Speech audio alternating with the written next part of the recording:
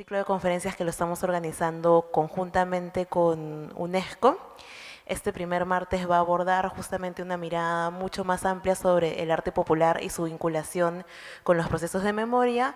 Los próximos 2 martes vamos a tener una conferencia que va a profundizar mucho más en las tablas de Sarwa, y finalmente el martes 24 de abril vamos a tener una conferencia sobre arpillerías, ¿no? Entonces, estas conferencias se realizan en el marco de entender cómo el arte popular se vincula con nuestros procesos de memoria y con nuestros procesos de entendimiento sobre el periodo de violencia 1980-2000. Y el día de hoy nos acompaña la licenciada Estela Miranda, quien es la directora del Museo Nacional de la Cultura Peruana. Queremos agradecerle a Estela que esté esta noche aquí con nosotros compartiendo un poco más sobre este tema tan importante y tan necesario de discutir. Bien, nosotros estamos abarcando algo del tema sobre la memoria, ¿no? Pero quiero pasar algunas imágenes donde no solamente, digamos, referirnos a la memoria tiene que ser siempre un tema de violencia, ¿no? Claro, parte de nuestra memoria está relacionada a diversos acontecimientos, cosas que van sucediendo tras la historia, ¿no? Tras la historia local, tras la historia nacional.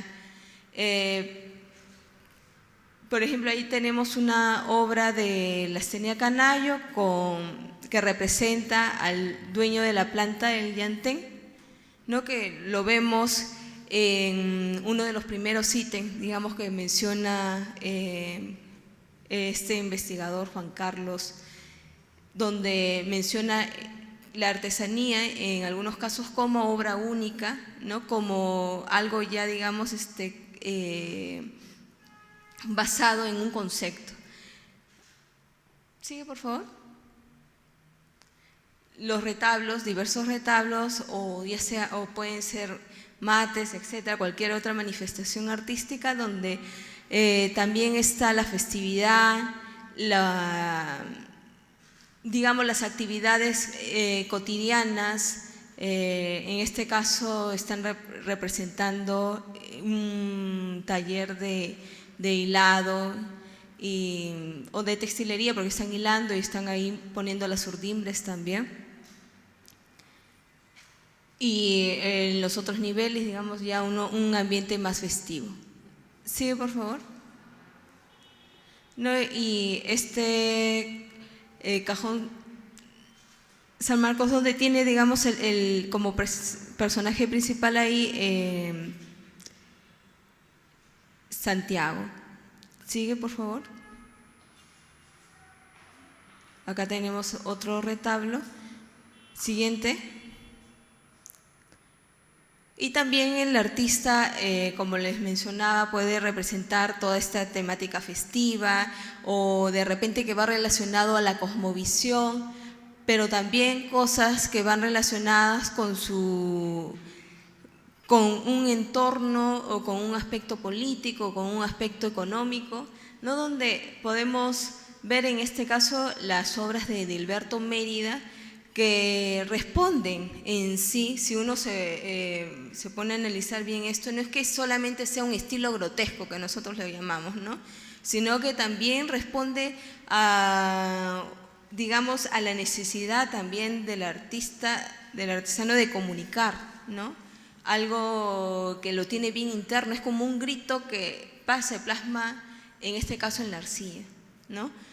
El grito del hambre, el descanso, ¿no? Entonces son cosas que él va acentuando de una u otra manera, ya sea en las expresiones del rostro, en las manos, en los pies, que muchas veces son las cosas que manifiestan, digamos, cómo es la vida de la persona, ¿no? Siguiente. Eladio Orcoapasa, que es un ceramista puneño que también él tenía este estilo, ¿no? Incluso por ahí a veces se menciona que tal vez él sea el que lo inició, pero bueno,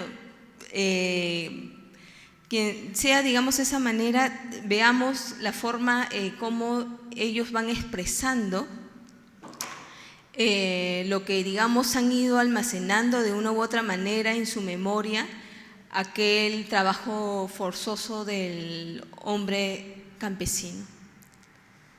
Adelante.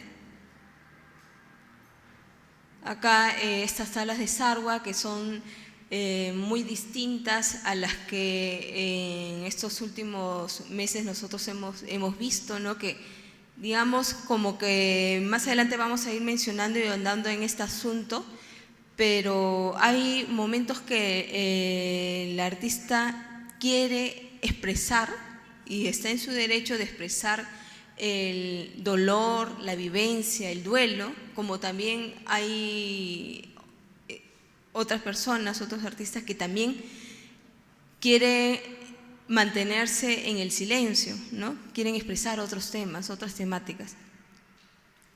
Siguiente. Bueno, vamos a mencionar ya, ir ahondando un poco el tema de la memoria. No, la memoria histórica, como dicen, ¿qué es lo que más o menos tiene que ser, ¿no? Para construir una memoria histórica?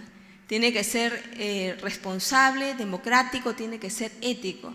Responsable, ¿por qué? Porque tiene que tener cuidado mucho en no tener aquellos desaciertos ni errores, porque digamos son memorias que se vuelven colectivas, ¿no? Que uno tiene que reflejarlas o manifestarlas de manera responsable.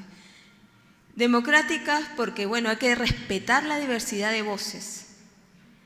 Ético porque tiene que ser basado en una documentación, en una evaluación, en un reconocimiento público, ¿no? Eso, digamos, es cómo se va construyendo una memoria histórica. Siguiente, por favor. Y para la construcción de esta memoria histórica, es necesario también mencionar que las personas, digamos, que van teniendo esta, o los artistas en este caso, que van construyendo esa memoria histórica, ¿no? Está basada en todas, digamos, esas experiencias que de una u otra manera no solamente han sido vivenciadas, sino que también han sido documentadas, han recabado ellos ciertas informaciones también, aparte de las que han vivido, ¿no? Y que de una u otra manera todo eso se va nutriendo y se va plasmando en las diversas disciplinas que nosotros ahora conocemos, ¿no? Como las cepilleras, las tablas de Sarwa, los mates burilados, en sí, todo en cada uno de estos soportes. ¿Seguimos?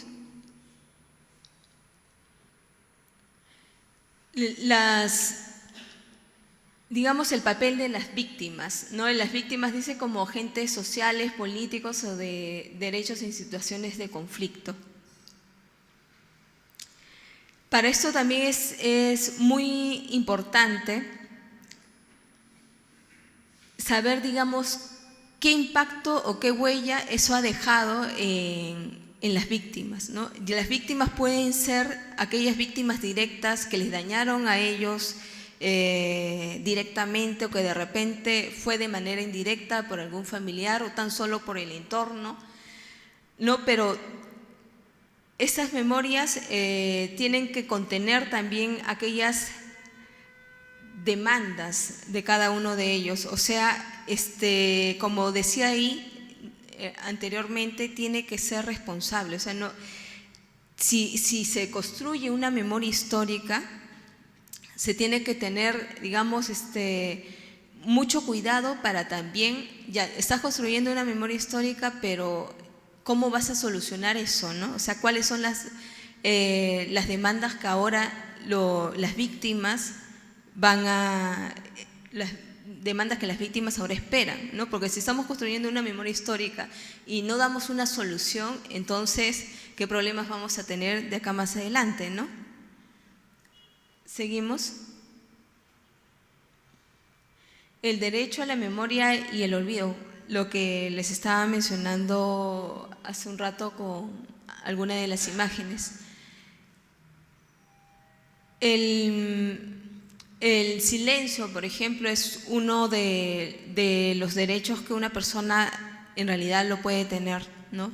Puede haber sido de repente violentada y ellos pueden tener aquella opción de callar, en todo caso, de manifestarse de una u otra manera, pero también el arte, ¿no?, nos sirve como un soporte también para eso, para poder responder, ¿no?, para poder plasmar, digamos, todo lo que el artista vivió, todos esos temores, todos esos sufrimientos e incluso los enojos, ¿no? Porque luego les voy a mencionar algunos de los testimonios que he escuchado y que realmente son recontra conmovedores, ¿no? O sea, nadie quiere llorar en una conferencia, pero o sea, hay experiencias que cada uno de ellos ha vivido y que realmente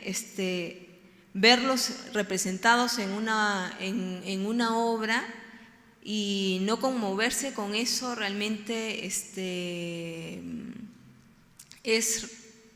preocuparse, ¿no? Si es que tú no tienes una respuesta, digamos, al ver ese tipo de obras. Y sí, exactamente, ellos, estos artesanos, así como en diversos periodos que el arte ha servido como un soporte de memoria histórica o como como testimonio, digamos, de algún acontecimiento político, no siempre, digamos, el arte de una u otra manera te sirve como un medio de comunicación para poder, digamos, que el espectador pueda tener algún tipo de respuesta, ¿no? Entonces, lo que muchos de estos artesanos que se dedican a tratar de comunicar aquellas vivencias que ellos han tenido, también toman esta actitud, ¿no?, de querer provocar, digamos, en el espectador una reflexión también, ¿no?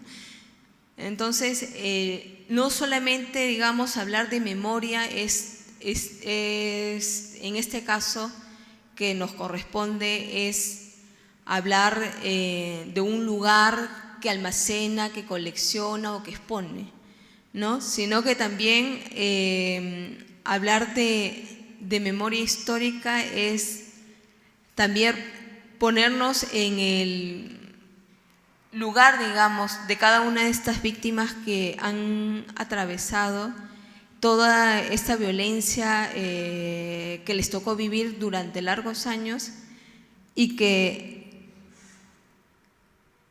digamos, ellos de una u otra manera,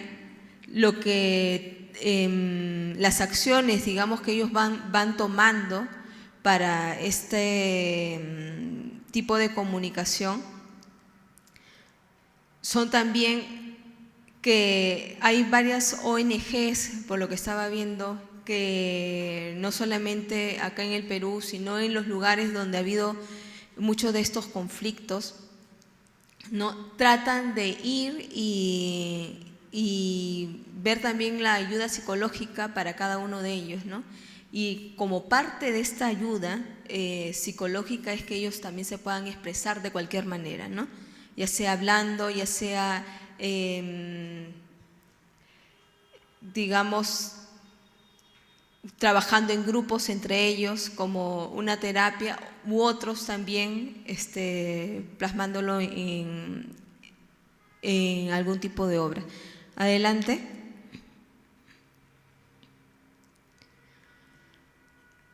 Las dimensiones socioculturales de la memoria, ¿no? Aquel trabajo de reconstrucción de la memoria histórica, como dice ahí, tenemos que… Acá les estoy poniendo este ejemplo del conflicto armado colombiano, ¿no?, que ellos fueron también recogiendo, digamos, la opinión de cada uno de estos grupos, de todos estos grupos que habían sido violentados para ir construyendo o reconstruyendo, digamos, un tipo de memoria, ¿no? Para, digamos, tener algo en común, por ejemplo, ¿no? Porque para crear una memoria histórica tiene que haber varios puntos en común. Entonces, eso, digamos, es como una de las acciones que tomar para poder tener, digamos, una dimensión ya sociocultural y que se pueda responder todos estos acontecimientos bajo, digamos,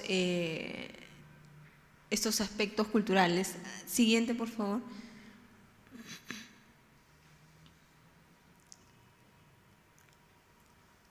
Siguiente, por favor.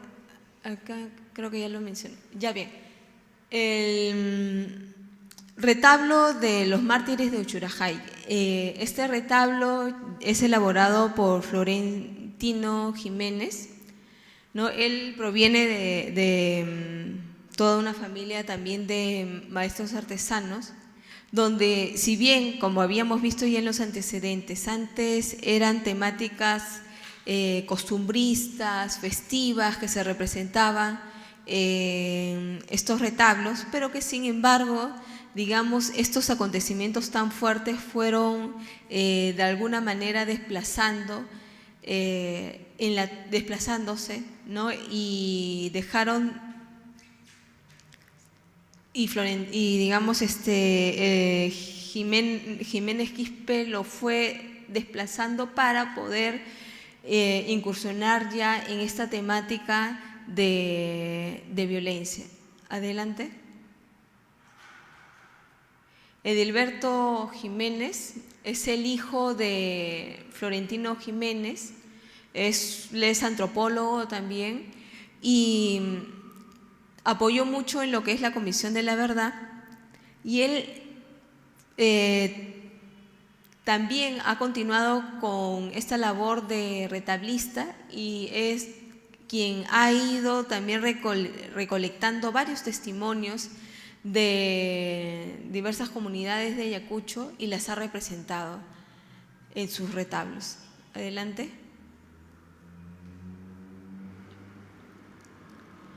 No muchos de sus retablos están inspirados en la década del 80, en la década del 90, ¿no? Y adelante, y que se ven reflejados, por ejemplo, en esta obra, ¿no? Del profundo abismo Chungui.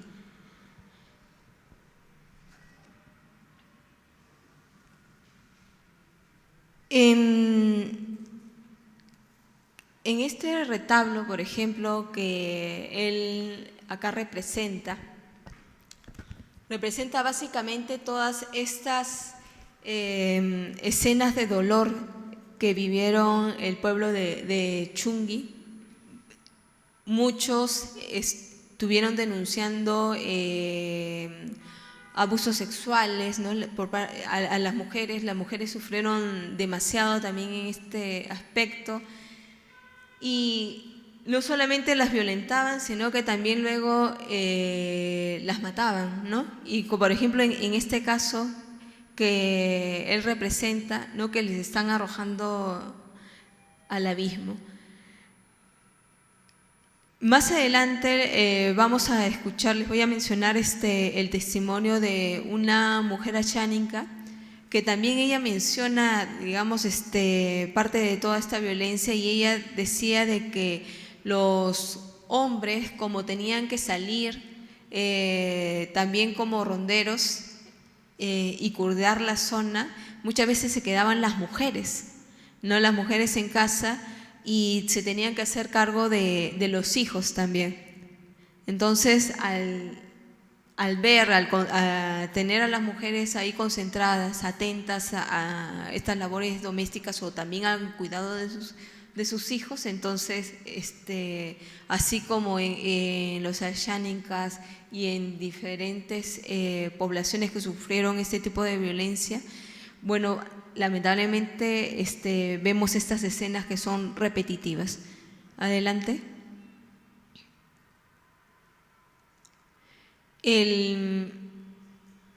Ahí también se representa la labor humanitaria de Cruz Roja Internacional, ¿no? Donde también el artista va representando toda esta escena de violencia, los heridos y la ayuda solidaria de la Cruz Roja. Siguiente.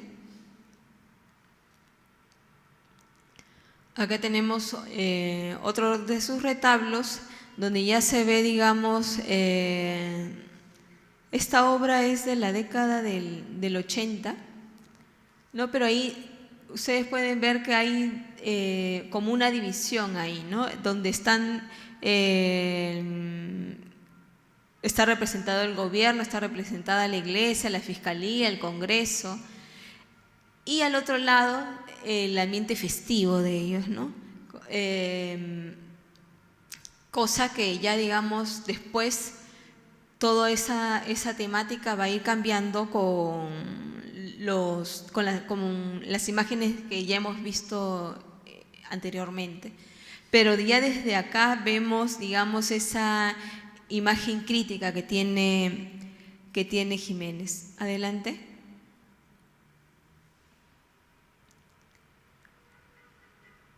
Edilberto Jiménez también acá representa otra de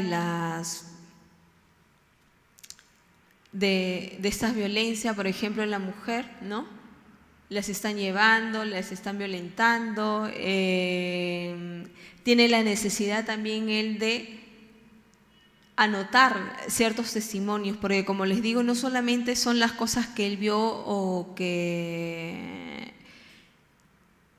le contó, digamos, a algún familiar cercano, sino también él ha hecho toda una recolección de entrevistas, de imágenes, de fotografías, ¿no? Donde ha ido recolectando de diversas víctimas y en base a eso también se ha inspirado para hacer esos retablos. Entonces también él ve la necesidad no solamente de representarlas ahí, sino también de anotar los testimonios de aquellas víctimas. Por eso que en las puertas de los retablos van estas anotaciones. Adelante. En las tablas de Sarwa, por ejemplo, que son estas tablas que anteriormente se usaba para, como digamos, que se le regalaba, digamos, a un matrimonio, que para colocar una viga decorada con toda la historia de la familia. Pero ya después, cuando hay toda esta ola de migración desde la década del 80, hay algunos artistas, sean ceramistas, retablistas, pintores de tablas de Sarwa, etc. Viene toda una población diversa en estas décadas, donde hay algunos que ya se empiezan a asentar en Lima, ¿no? Y entre ellos poco a poco se van ayudando también. Pero aquellas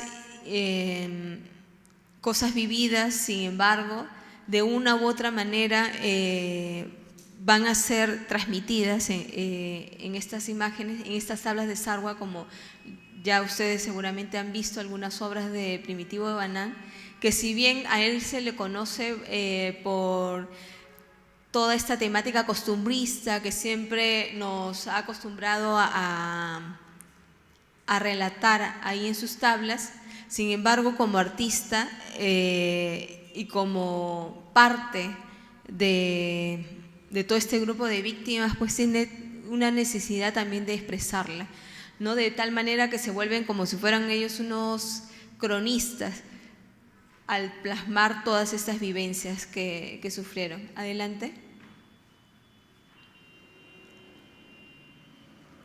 Ahí tenemos una de las tablas del maestro Primitivo de Banán, donde hay toda una temática costumbrista, hay músicos, está la fiesta de las cruces, la cosecha. Adelante. Pero después él va a plasmar algunas de estas imágenes que de una u otra manera se quedaron retenidas en su mente, ¿no? Acá, por ejemplo, vemos en esta nota que todas las movilidades que pasaban eran intervenidas para poder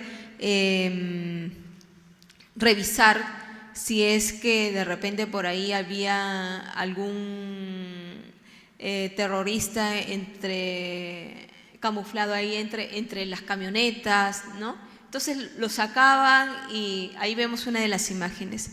Este tipo de imágenes va a ser representado también, en este caso, por Primitivo de Banán. Adelante. No, acá vemos uno de esos ejemplos. Sigue, por favor.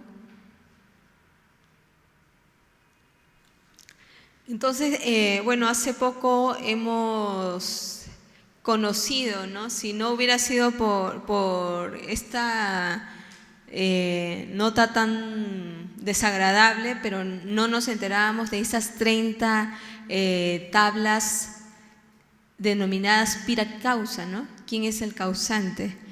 Obra de Primitivo de Banán, donde nos cuenta todo ese conflicto que se vivió durante esas décadas por parte de Sendero Luminoso y aquellas intervenciones que hizo las fuerzas militares, ¿no?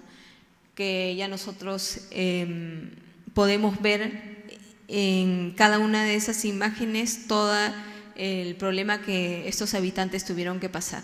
Adelante.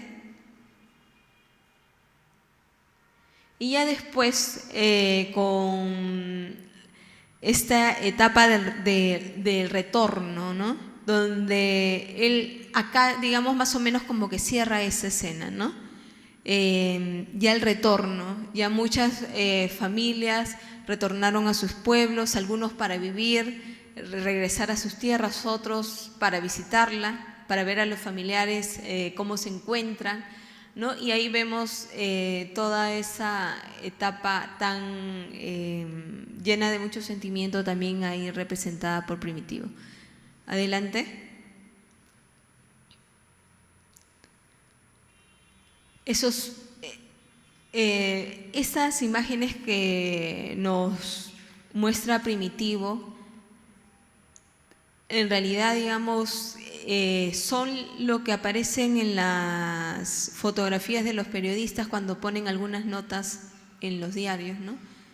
Son las imágenes que nosotros, creo que la gran mayoría hemos visto, las noticias en la televisión, en los diarios durante estas épocas. Eso es lo que él ha representado. Adelante. Entonces, el arte popular, ¿no? como un arte que nos sirve a nosotros como un soporte para comunicar, para transmitir la tradición y también lo que nos sucede en el entorno. Adelante. En el arte popular, entonces, nosotros podemos ver cada una de estas memorias históricas, las costumbres, aquellos temas que van de tradición en tradición y que son parte de nuestro patrimonio.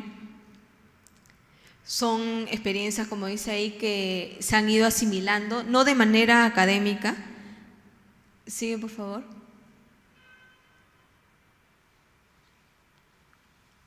Donde se pueden ver las fiestas populares, recuerdos familiares, nos puede servir también como una fuente de documento, incluso para que, dependiendo de la época en que fue representada ese objeto, hasta que nosotros conozcamos cómo era la indumentaria, cómo era el vestir de antes, ¿no? Cómo eran las celebraciones, las manifestaciones religiosas, cómo eran aquellos estilos arquitectónicos también que, por ejemplo, lo vemos muy detalladamente en los mates. El arte popular nos da, digamos, todo ese abanico de este repertorio que les estoy mencionando, que nos muestra, digamos, parte de nuestro patrimonio que también nos da cierta identidad, o nos da identidad, mejor dicho. Adelante.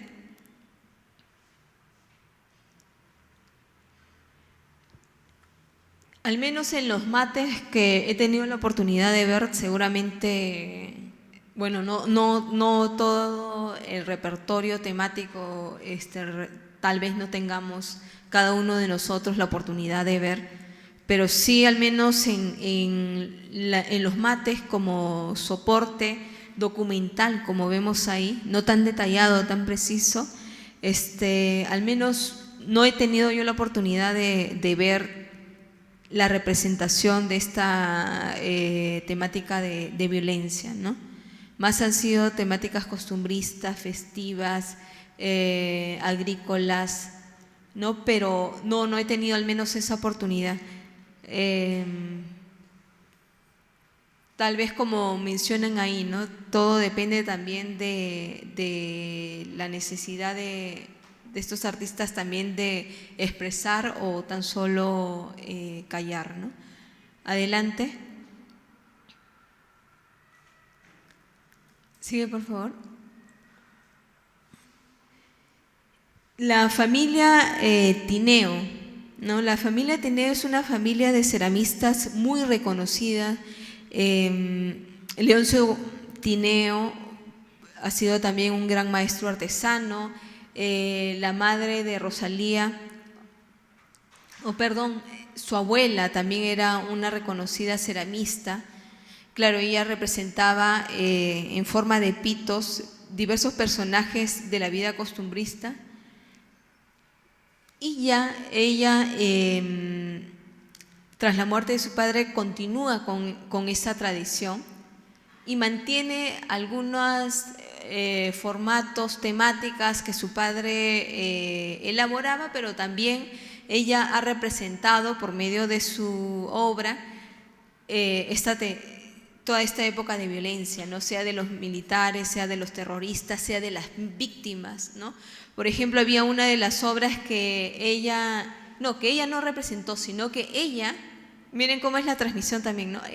Ella tiene un hijo que se llama Leoncio Guamán Tineo, lo hemos conocido al menos en el museo desde muy pequeñito, desde la edad de 7 años, ahora ya es todo un joven, pero él desde pequeño también trabajaba al lado de su madre y él estaba orgulloso de llevar el nombre del abuelo, Leoncio, ¿no?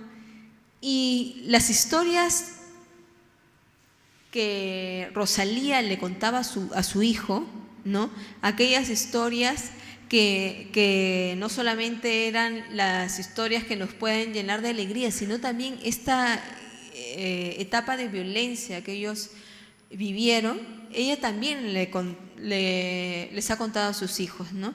Y el que ha captado mucho, digamos, esta temática, o el que lo ha sentido demasiado, es Leoncio Guamán Tineo, que él en una de sus obras representa incluso a la abuela que está sentada y que entre sus faldas tapa a sus perritos, ¿no? Y entonces él contaba de que la abuela le había llegado a contar que cuando pasaban los terroristas o cuando pasaban los militares y ellos se asustaban, ¿no? Porque ya no sabían de qué manera protegerse, sino que solamente ya la opción era esconderse.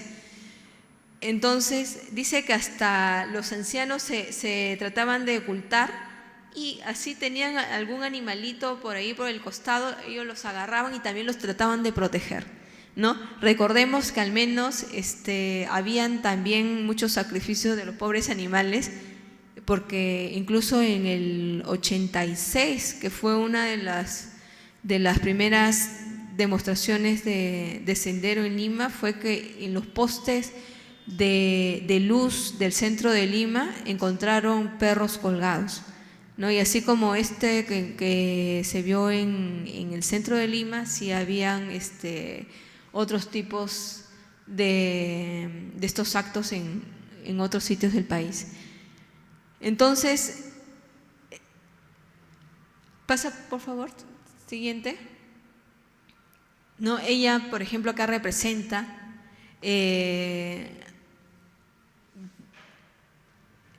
ya a estos personajes, ¿no? Que son los detenidos, digamos, ¿no? Ahora, en la representación que ella hace, muchas veces como que en algunas oportunidades no se llega a diferenciar bien, ¿no? Si son representaciones de los terroristas o son las representaciones de los policías, de las Fuerzas Armadas, ¿no? Porque de una u otra manera, como ella misma lo menciona, lamentablemente en algunos casos ambos han actuado, digamos, de una manera tan violenta que a ellos mismos les impactaba, digamos, cómo era toda esa intromisión.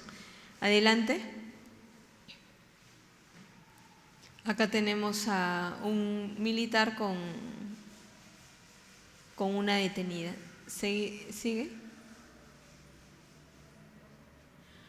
Y acá está Leoncio Guamantineo, él es el joven que les menciono, que él también con mucha frecuencia, aunque es un jovencito, no ha vivido mucho esa etapa violenta, pero sí de lo que le ha contado su madre, lo que le han contado los familiares mayores que él tiene, siempre trata de representar de una u otra manera, porque es la necesidad que él tiene de comunicar también, ¿no? ¿Sigue? Sigue, por favor.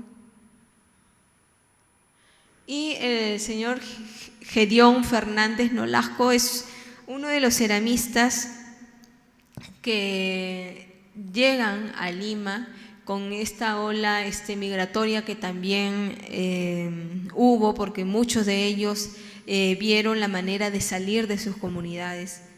Acá les voy a mencionar, antes de seguir con él, parte de su testimonio para que podamos entender un poco más sobre la obra de Gedeón.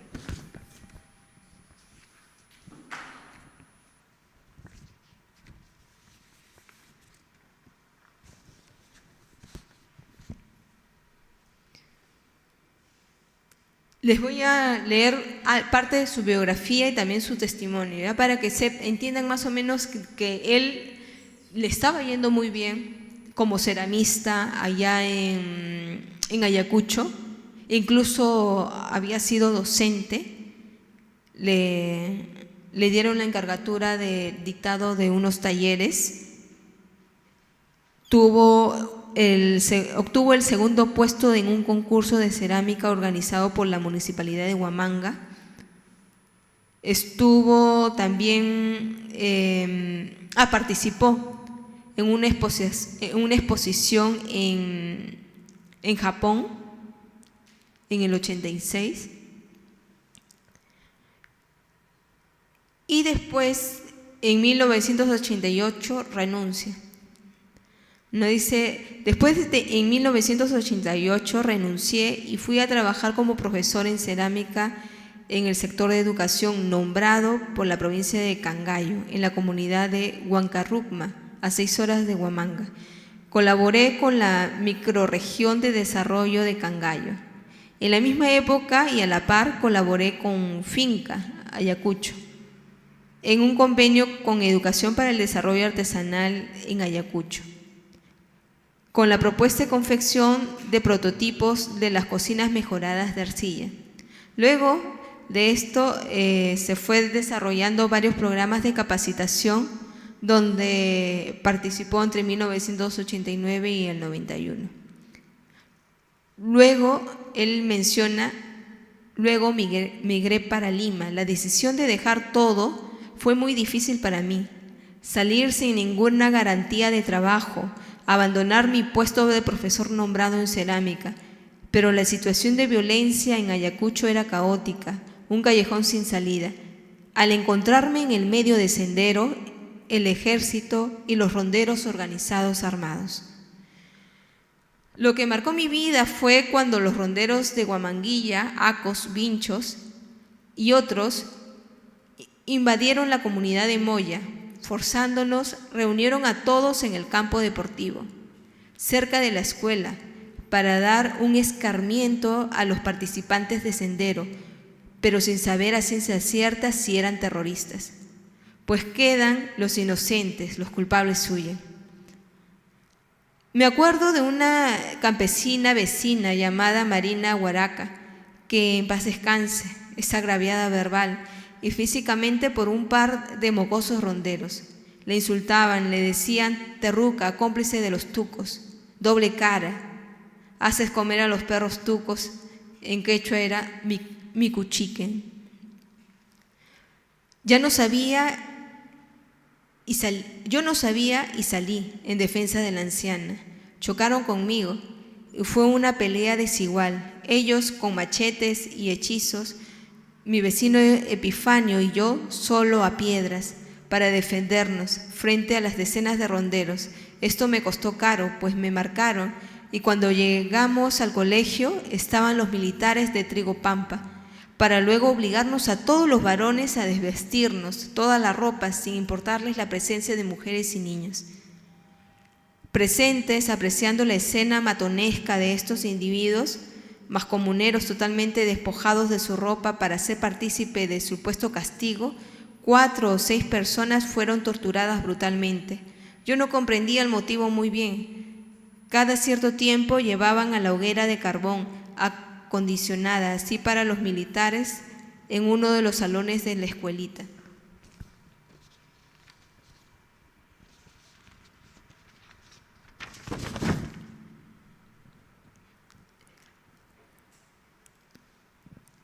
Y acá menciona él, recibí el castigo de mi vida, una de 3 palazos en los pompis tendidos boca abajo, con un palo de quincha de la selva, realmente aplicado por un animal militar, jefe de un batallón. Claro, las otras amenazas ya no cuento, pues anterior a eso, un soldado reventaba su metralleta entre mis piernas. Se hizo insoportable la situación. En la noche los silbidos de las rondas obligaban a reunirse a cualquier hora, y si no estabas, quedabas marcado, y luego participar en busca de sendero en las punas, pero no era seguro si volvías o no, pues primero iban las rondas y después atrás iba el ejército. Tenía que pensar en mí y en mi familia, pues mi hijo William ya tenía casi 5 meses y decidí abandonarlo todo por nuestra seguridad. Dejé mi labor de profesor el 31 de marzo de 1991, migrando a Lima, la capital. ¿No? Entonces, esta es la vivencia de Gedeón Fernández, que es un ceramista de Ayacucho. Ya después, cuando él llega acá a Lima, se encuentra también con otros ceramistas que estaban entre ellos agrupando para poder ayudarse y continuar con esa labor de ceramistas acá en Lima, ¿no?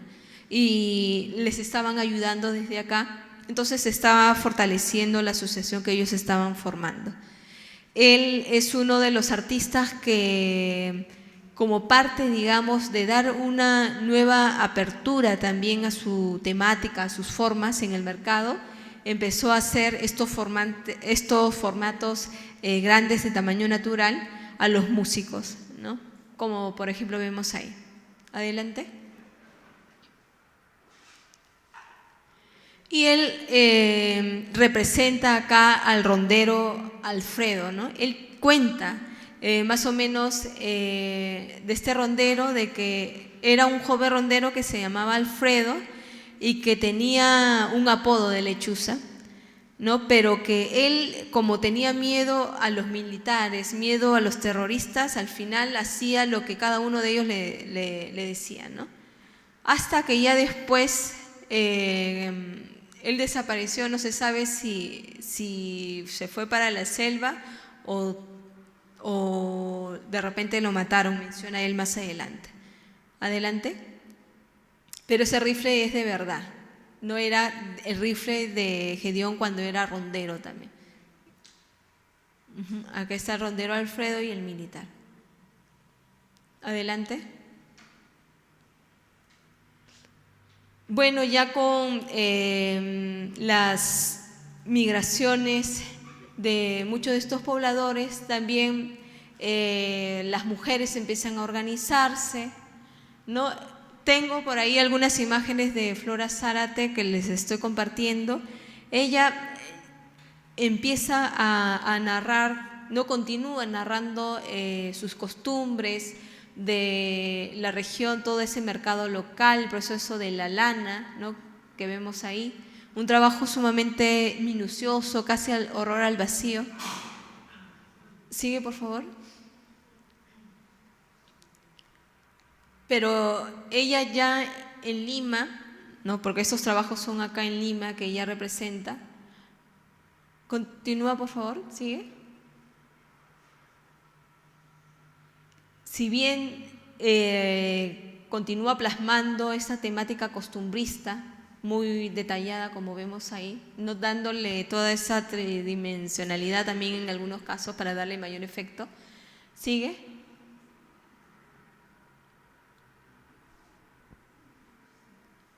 Ya representa acá esta Lima de, digamos, ya con un crecimiento un poco ya desordenado, ¿no? El pueblo joven, digamos, cómo ellos, migrantes, se van acomodando, digamos, a todos esos espacios periféricos de Lima, ¿no? Adelante. Y que de una u otra manera, digamos, le impacta a ella también, ¿no? Por ejemplo, si bien representa a ella la temática costumbrista como un recuerdo, digamos, de sus costumbres que ha tenido que dejar, pero también va representando lo que le impacta, lo que le viene a la memoria de los acontecimientos recientes, ¿no?, como son el robo, el tráfico. Ajá, sigue, por favor.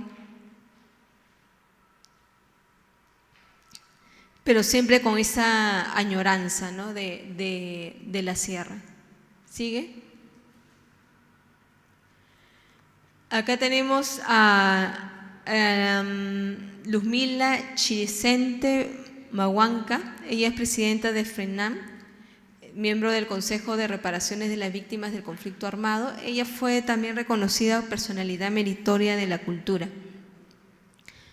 Al conocer un poco más sobre su vida, también me hizo recordar mucho a otra mujer que se llama Luzmila Bermeo, que también fue el año pasado reconocida como personalidad meritoria de la cultura. Y al menos ella me contaba, bueno, a Luzmila, a Luzmila, pero Bermeo, otra Luzmila, la conozco, y al conocer parte de su vida me hizo recordar mucho, o lo he relacionado, digamos, con Luzmila Chiricente, ¿no? Y con razón ambas son reconocidas como personalidad meritoria de la cultura, coincidencias que han tenido en la historia y en esto. Voy a leerles lo de Luzmila, en testimonio que ella menciona. Dice, en un artículo publicado por la revista IDL, Patricia Balbuena, en ese tiempo que era viceministra de Cultura, explica su trabajo de colaboración con las actividades de Chiricente y escribe, ¿no? Pero esta guerra, que adquirió rasgos de etnocidio para un pueblo como los Ashaninka, compuesto por cerca de 55.000 personas, significó el resquebrajamiento de patrones de asentamiento, de parentesco y de organización social. Muchas mujeres quedaron viudas, razón por la cual debieron asumir toda la responsabilidad familiar, y otros casos, hasta la de dirigir a toda la comunidad. Nadie quería ser autoridad. Y ella ya relata, ¿no?, la señora Luzmila. Nadie quería ser autoridad. Todos teníamos miedo de que los tucos entraran y nos mataran. Por eso las mujeres tuvimos que asumir los cargos. En esos años, de las 40 comunidades nativas del Río Negro, todas las autoridades fueron mujeres. Así las mujeres aprendimos a no tener miedo. Esto nos lo cuenta Luzmila Chiresente, una de las 40 mujeres que llegaron a ser presidentas de sus respectivas comunidades en los tiempos del miedo. Desde su cargo, ella apoyó la formación de los comités de autodefensa y en sus años de presidenta comunal construyó una escuela y una piscigranja. Esto y muchas otras cosas la han hecho una líder a la que hombres y mujeres respetan en reconocimiento de su trabajo por la defensa de los pueblos indígenas.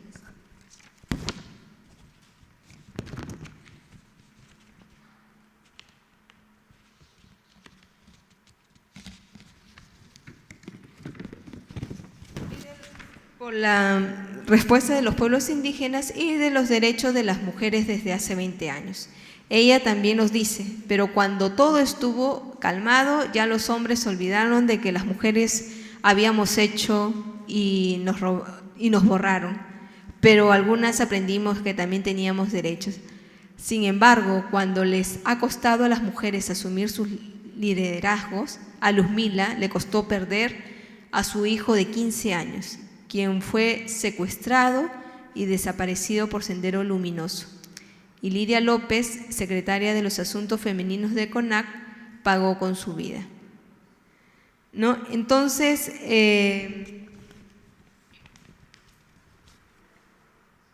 ya más o menos con esta historia en común que tienen varias mujeres líderes también en nuestra Amazonía, más o menos, al menos a mí personalmente me ha permitido poder comprender y entender por qué, digamos, había mucho liderazgo en este caso en las mujeres en estos últimos años en la zona amazónica, ¿no? Por ejemplo, la señora Luzmila Bermeo, que es un personaje muy parecido a la de Chiresente, ¿no? Ella me contaba de que ella también en su comunidad nadie quería tomar el liderazgo, porque como los hombres tenían que salir y las mujeres se quedaban cuidando, nadie quería tomar el liderazgo porque sabían que eran responsables, ¿no? Y que cualquier cosa que sucedía rápidamente iban a ir a ellos que, digamos, eran como por decir la autoridad en ese rato, ¿no? Y que ella como mujer, bueno, Luzmila Bermeo, que es una líder y que también es ceramista, ella después, ya cuando ha habido toda esta etapa de calma, ya ella ha guiado a las mujeres para que puedan continuar con un trabajo artesanal, como es la cerámica Wajún, ¿no? Y así como ella, muchas de estas mujeres también se están reorganizando nuevamente, ¿no? Para ver de qué manera entre ellas se pueden apoyar.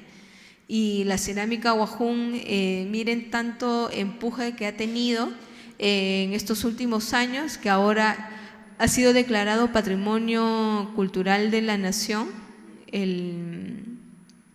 la cerámica Wajún, y que muy pronto está también postulando a Patrimonio Cultural de la Humanidad ante la UNESCO, ¿no? Entonces, de qué manera, digamos, todos estos acontecimientos pueden influenciar, ¿no? No solamente de un lenguaje tan expresivo o tan expreso, sino también de la forma, digamos, como uno se va organizando.